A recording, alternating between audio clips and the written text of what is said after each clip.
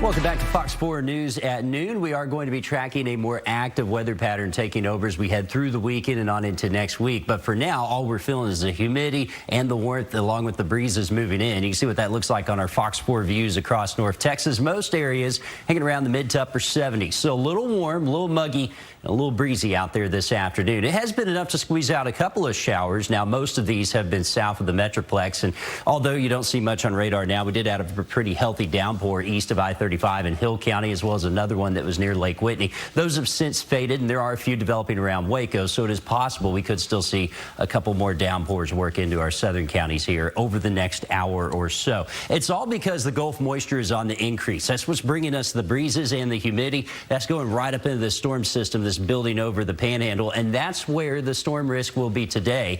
The Storm Prediction Center putting a level 1 marginal risk there for northern parts of the Panhandle into northern Oklahoma, but that's well away from the Dallas-Fort Worth Metroplex, which means today should be rather quiet. It's once we get into tomorrow and then especially Sunday, their storm chances start to ramp up. Mid-70s out there currently, though. Warm and muggy. 74 in Canton, 75 now in McKinney, Mineral Wells at 77, and Cleburne checking in at 73. The winds out of the south at around 15 to 20, and gusts at times are getting up close to 30 miles per hour in spots. I think the highest right now, 22 there in Fort Worth, but still it is enough of a breeze. It'll blow you around on the highway. So if you're heading to lunch, both hands on the wheel.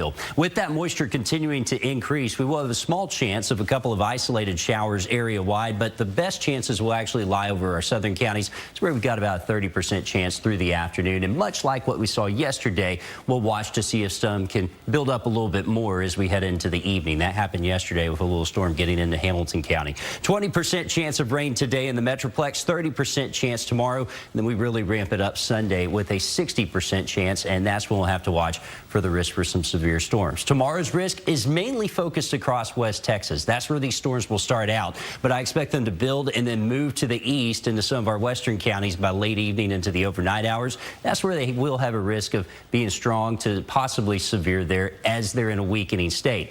Then what happens Sunday is dependent on when those move through. We may have enough energy for more storms to form in the afternoon, and this is where our bigger severe risk will be on Sunday if storms can form a level 2 risk across the western half of North Texas. Let's walk you through time here on Futurecast and show you what that looks like. Again, a couple of spotty showers, maybe some rumbles of thunder here through the afternoon on into the evening. And again, we'll watch by late evening to see if any of these can build a little bit more upscale like what happened last night. Clouds build again overnight into the morning. We start off muggy, and by afternoon, we're starting to build up the heat energy to pop off a few showers and thunderstorms. Most of these will be below severe limits. Most of them will just be splash and dash showers. But if one does build up a little more, can't rule out some gusty winds with small hail with some activity. Then we'll watch those storms that build out over West Texas to see if they can come in after midnight tomorrow night. As they do so, they should be weakening. So overall, that severe weather threat overnight into Sunday morning should be rather low. Now, if storms can get out of here quickly Sunday morning, that'll leave enough energy in the atmosphere that we could see these isolated severe storms pop up in the afternoon.